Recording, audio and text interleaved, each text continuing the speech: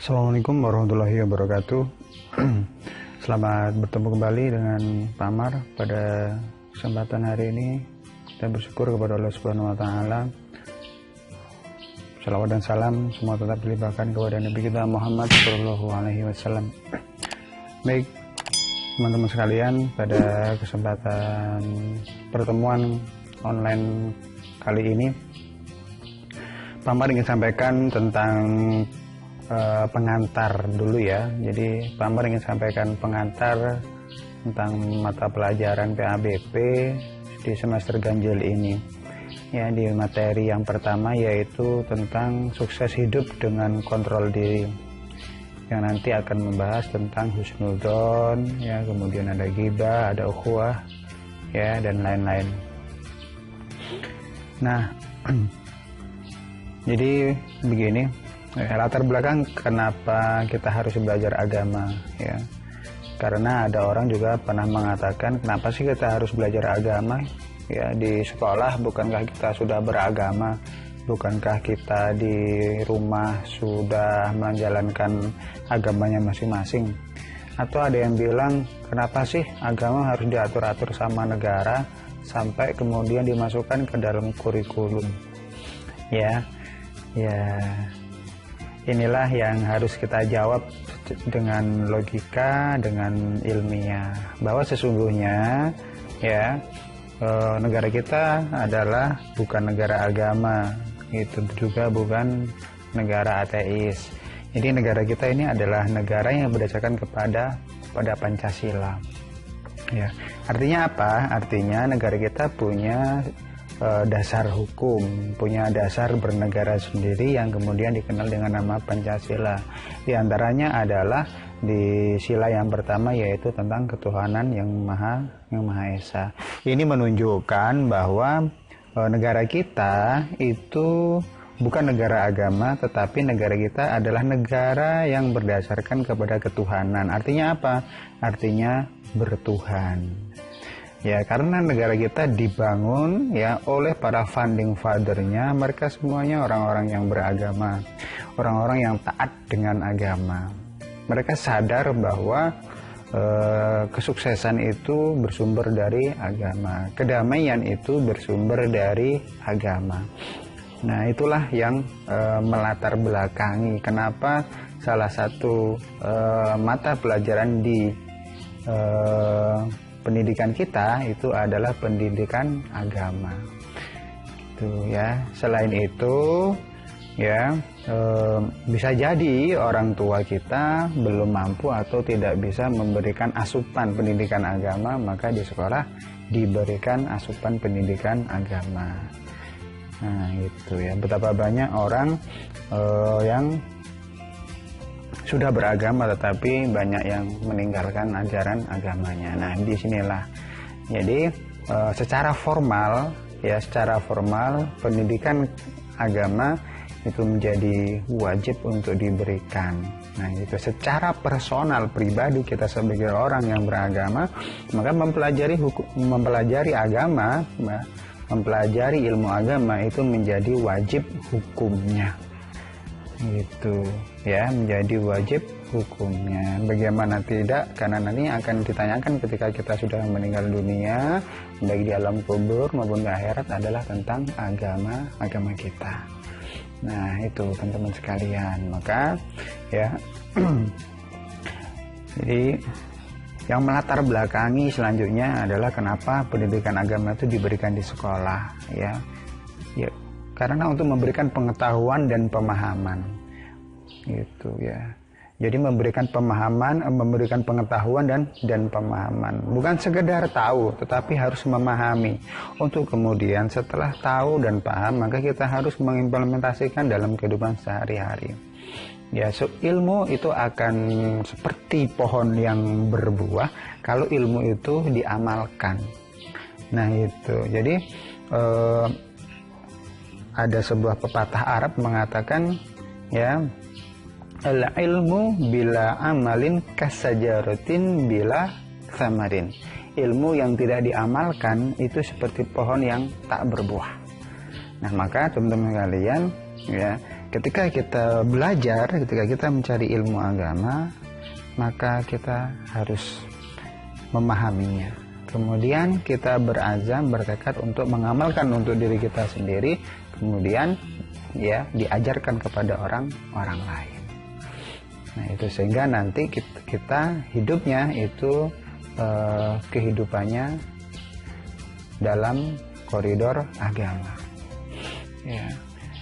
Nah, agama itu bukanlah teori, tetapi harus diimplementasikan. Maka seseorang kalau dia itu udah tahu agamanya, ya udah tahu teorinya, tetapi dia tidak melaksanakan, ada orang yang bilang itu namanya Islam KTP. Nah gitu ya. Jadi cuma sekedar tahu, sekedar ada datanya, tapi tidak melaksanakan ajarannya. Jadi kehidupannya itu jauh dari nilai-nilai agama. Nah, teman-teman sekalian, karena sungguhnya belajar itu adalah berubah. Ya, kata Nelson Mandela bahwa pendidikan, teman-teman, pendidikan itu adalah senjata ampuh. Ya, pendidikan itu adalah senjata ampuh untuk merubah dunia. Bukan bom atom atau apapun, tetapi pendidikan. Ya, sehingga di dalam Al-Quran maupun hadis begitu banyak ya kisah-kisah, cita-cita, ajaran-ajaran berkaitan dengan pendidikan. Nah gitu ya, maka hasil dari belajar itu adalah berubah. Jadi kalau Anda sudah tahu, maka Anda harus memahami, kemudian harus berubah. Nah, perubahan ini adalah wujud atau bukti nyata kalau kita sudah belajar. Kalau Anda sudah belajar, maka Anda harus berubah. Kalau Anda tidak berubah, berarti Anda belum belajar. Dan perubahan itu, teman-teman, itu adalah sebuah kepastian. Ketika Anda kemarin di SMP, ya begitu, kemudian di SMA Anda akan berubah. Ya, secara psikologis, cara bicara, cara belajar, cara bergaul, secara fisik juga demikian, Anda juga akan berubah. Nah ini, ya. Nah selanjutnya apa lagi teman-teman sekalian? Ya setiap kita manusia itu oleh Allah Subhanahu Wa Taala diberikan bawaan karakter. Ya, ada namanya fujurha wa taqwaha. Wa nafsu wa ma sawwaha falama fujurha wa taqwaha. Jadi ada sifat keburukan dan ada sifat kebaikan. Nah, inilah ya yang tidak dimiliki oleh makhluk lainnya. Setan hanya diberikan sifat keburukan, ya. Kemudian malaikat hanya diberikan sifat kebaikan. Nah, gitu. Sedangkan makhluk hewan itu tidak memiliki, mereka hanya diberikan insting. Demikian pula tumbuhan, mereka tidak diberikan apapun. Nah, inilah manusia. Maka dengan kesempurnaan yang Allah ciptakan itu, ya, dengan fi ahsani taqwim itu, dengan dua bawaan itu, maka terkadang kita dipengaruhi oleh syahwat kita, dipengaruhi oleh nafsu kita, dorong oleh keinginan nafsu yang itu disupport oleh setan, sehingga kita kemudian berbuat buruk. Nah, perbuatan buruk kita itu, teman-teman sekalian, itu sesungguhnya adalah karena kita tidak mampu mengelola diri dan menahan diri kita, alias apa? Kita nggak mampu mengontrol diri kita. Nah, kemampuan mengelola diri inilah yang kemudian disebut dengan ya self controlling atau ya mujahadatun nafs, yaitu kemampuan dalam mengelola diri. Nah, ini teman-teman sekalian. Nah, sebelum kita masuk kepada yang lebih jauh, maka ini pesan saya bahwa untuk mencari ilmu, kawan-kawan harus punya adab-adabnya. Meskipun teman-teman belajar di rumah, maka teman-teman juga harus memperhatikan adab-adab ini. Yang pertama adalah lillahi ta'ala, apapun itu ilmunya. Misal Anda belajar ekonomi, misal Anda belajar sosiologi, misal Anda belajar matematika atau yang lainnya, gitu ya. Anda harus punya niat yang sama, yaitu lillahi ta'ala. Artinya apa? Anda mencari ilmu bukan untuk mencari nilai-nilai, ya, bukan untuk mencari nilai, gitu, bukan untuk mencari angka-angka, tapi carilah nilai di balik angka-angka itu. Ya, maka niat lillahi ta'ala ini adalah karena Anda mencari ilmu itu lillahi ta'ala. Jadi karena Allah Subhanahu wa ta'ala, artinya apa? Ada niatan ikhlas. Kalau sudah ikhlas, maka Anda nggak akan pernah disuruh, Anda nggak akan pernah diingatkan, Anda akan menjalankan sendiri. Kenapa? Karena Anda merasa butuh. Itulah namanya ikhlas. Ikhlas itu ringan, ya, ringan. Anda melakukannya dengan ringan, tidak merasa berat, tidak mengeluh. Nah, itu namanya lillahi ta'ala. Yang kedua, ya awalilah dengan berwudu dan menjaga wudu. Ketika saya menyampaikan ini, saya punya wudu. Gitu ya, saya selalu berusaha ketika saya mau masuk kelas, saya mau belajar apapun, saya selalu berwudu terlebih dahulu, kemudian menjaga wudu, ya, seperti para sahabat, mereka selalu menjaga wudunya. Nah itu kenapa? Karena dengan kita berwudu, maka jiwa kita menjadi bersih, badan kita menjadi bersih, sedangkan ilmu itu bersih, ilmu itu bersih, gitu. Dan ilmu itu, teman-teman sekalian, ilmu itu adalah dari Allah. Allah itu maha suci, maha bersih, menurunkan sesuatu yang bersih, menurunkan sesuatu yang suci untuk disampaikan kepada kita. Maka tentunya untuk menerimanya pun kita harus dengan cara yang bersih, seperti cahaya atau seperti sinar yang ketika dia mengenai sebuah cermin. Kalau cermin itu bersih, maka dia akan dipantulkan. Ya, berbeda dengan kalau cerminnya itu kotor, maka dia tidak akan sempurna. Kemudian apa itu rendah hati, humble, ya, tidak boleh sombong. Kalau Anda belajar, maka bukalah tutup Anda. Ibaratnya Anda adalah ember, maka ember itu bukalah. Ya, kalaupun di dalam ember itu ada air, maka kosongkanlah dulu. Ya, kemudian diisi. Nah, begitu. Ya, jadi bukalah. Terbukalah, ya, humble. Apa? Kemudian selanjutnya adalah mentaati guru dan orang tua. Apa yang diminta oleh guru dan orang tuamu, kerjakan dengan sebaik-baiknya selama itu adalah baik, ya. Nah itu. Kemudian selalu bersemangat, ya, pantang menyerah, itu, ya, tidak mudah putus asa. Terus selalu optimis, percaya diri, ya. Kemudian husnudzon kepada Allah, husnudzon pada diri sendiri. Husnudzon dan optimis itu adalah energi positif, ya. Lalu energi positif ini selalu kamu jaga, bahkan kamu selalu tingkatkan, nanti efeknya juga akan positif, ya. Kemudian berazam untuk mengamalkan dan mengajarkan. Nah ini teman-teman sekalian, ya. Jadi kalau kita belajar, kita harus punya niat untuk mengamalkan dan mengajarkan kepada orang lain.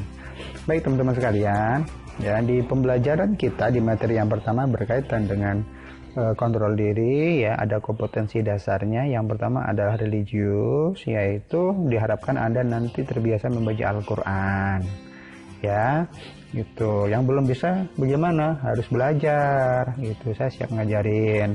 Kemudian apa? Secara efektif kalian, ya, harus bisa menunjukkan kita bisa mengontrol diri, gitu, ya. Harus bisa mengontrol diri kita masing-masing, bisa nahan amarahnya, bisa nahan untuk tidak melakukan sesuatu yang buruk, yang itu berbahaya untuk diri kita, apalagi untuk orang lain. Kemudian untuk kognitifnya, teman-teman diharapkan untuk bisa menganalisis surat Al-Hujurat ayat 10 dan 12 dan beberapa hadis yang lainnya berkaitan dengan kemampuan mengelola diri, kontrol diri, kemudian husnudzon, kemudian ada ghibah, ya, atau gosip, kemudian ukhuwah, ya.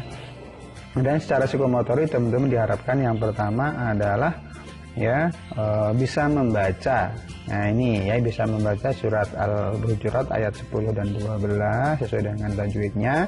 Kemudian mendemonstrasikan, berarti bisa menyetorkan hafalannya dengan fasih, baik Arabnya maupun artinya. Kemudian menyajikan hubungan antara kualitas keimanan dengan kontrol diri dan seterusnya itu.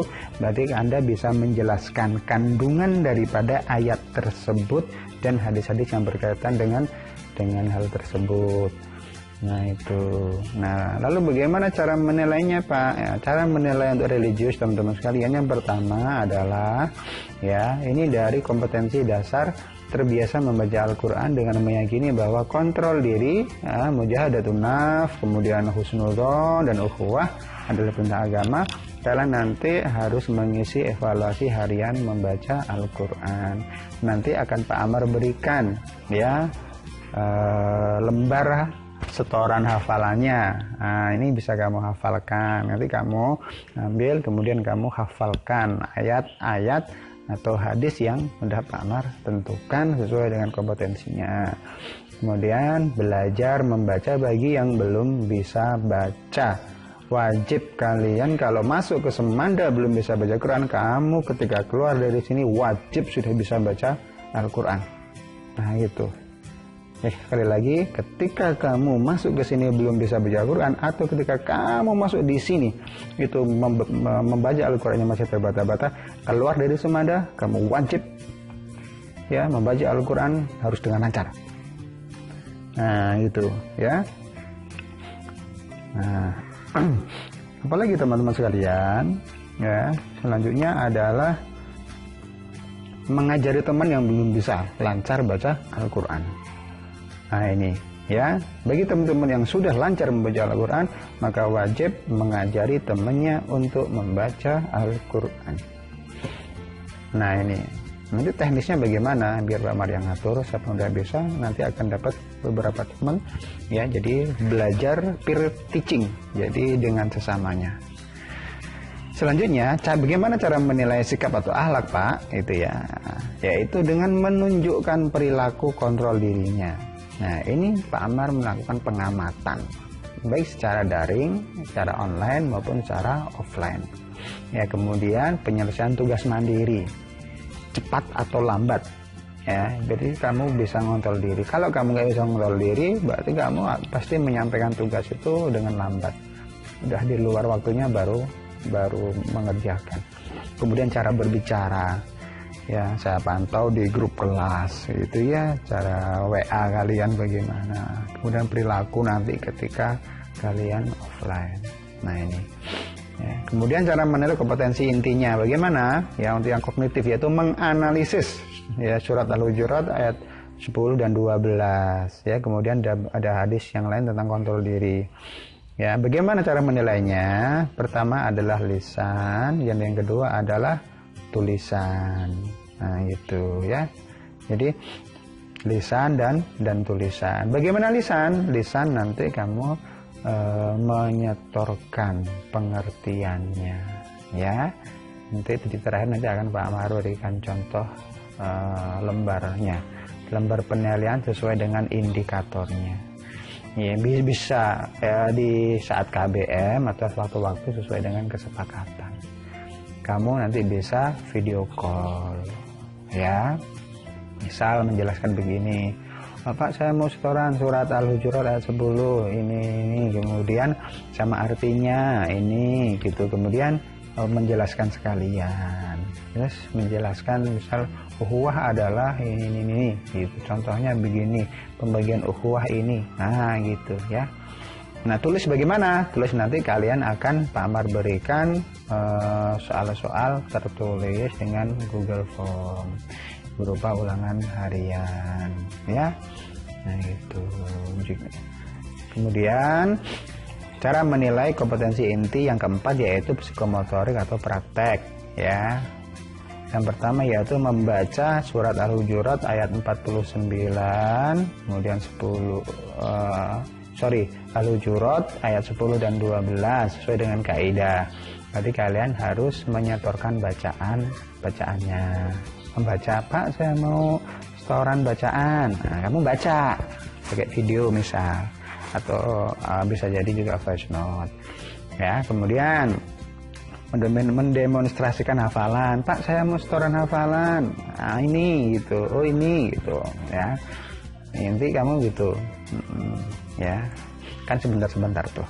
Kemudian menyajikan hubungan antara kualitas keimanan dengan kontrol diri ya. Ini nanti rencananya bikin video ya, atau short short film jika nanti kita offline. Tapi kalau enggak, nanti akan saya ganti dengan tugas lainnya, bisa jadi tausiah ataupun yang lainnya. Nah, teman-teman sekalian, di materi ini KKM-nya adalah 78. Maka kamu harus semangat untuk menentukan 78 ini, gitu ya. Oke, kemudian untuk penunjangnya. Ya, nilai-nilai penunjang yang pertama adalah aktif melaksanakan ibadah sholat wajib berjamaah. Nanti Pak Amar ambil dari lembar evaluasi yang kamu isi harian yang dikumpulkan setiap akhir bulan. Jadi mulainya nanti adalah Agustus, September, Oktober, November. Ya, setiap bulan kalian kumpulkan. Kemudian aktif dalam sholat duha, ini juga ada di lembar evaluasi. Selanjutnya bagi teman-teman yang aktif di Rohis atau nanti ikutan di bimbingan baca Al-Quran, ya ini nanti menjadi nilai penunjang bagi Anda ya untuk dinilai rapornya. Nah itu ya, sementara itu dulu. Kemudian nanti teman-teman akan Pak Amar bagi ya seperti ini. Nah ini teman-teman ya, ini lembar penilaian per indikator nih, dari indikator ini tadi yang Pak Amar sebutin. Ini cara nilainya kayak mana, ada lisan ya tuh. Ini ada TL nih ya, menganalisis. Ini berarti T sama L. Apa T itu? Ya T itu tulis, L itu lisan gitu ya. Ini lisan, ini tulis, maaf ya, ini tulis ya tuh, dan seterusnya ya, menjelaskan mana isi gitu ya. Ini tulis dan lisan. Ini ada yang lisan aja, membaca Al-Hujurat, ini lisan aja ya, nanti tinggal diisiin di sini gitu ya. Misal di sini ini tulis sama lisan, di sini misalnya kamu dapat 85, di sini kamu dapat tulisnya kamu dapat 78. Misal penunjangnya tidak ada gitu ya. Ya. Tuh, di sini misalnya ya, misal di sini 85, kemudian di sini dapat yang nilai tulis 78, maka nanti rata-ratamu ini 82. Misal kemudian yang membaca Al-Hujurat, ini kan lisan tuh ya, 90 ya, 90. Oke gitu ya. Nah ini nanti semuanya akan dikalkulasi ya. Nah di sini sampai mana ya, itu 2 ya, sampai sini. Nanti akan dikalkulasi menjadi rata-rata ya KD ini. Nah gitu. Kemudian ada lagi yaitu lembar hafalan. Lembar hafalan nanti bisa kamu peroleh juga ya. Misal ya, nama Mu'minuna ini kamu membacanya 90 gitu ya. Nanti kan di sini juga 90 gitu ya, di sini ya, di sini nanti kamu 90. Nah di sini 90 ya tuh. Jadi yang untuk file ini untuk kontrol, kemudian ini hafalan gitu ya. Jadi ini kamu pegang juga, terus yang di sini tadi ya, ini adalah hasilnya ya, dipindahkan ke sini. Nah gitu, hingga nanti kamu udah dapat nilainya ya. Bisa jadi nanti kita nggak perlu ulangan harian, atau bisa jadi tidak perlu UTS atau UAS. Kenapa? Karena nilainya sudah ada semua. Nah gitu. Ini ada beberapa hafalan teman-teman, ada ayat-ayat, kemudian ada hadis. Nanti akan saya cantumkan semuanya di sini ya. Ini belum selesai, nanti akan saya bagikan di di Classroom.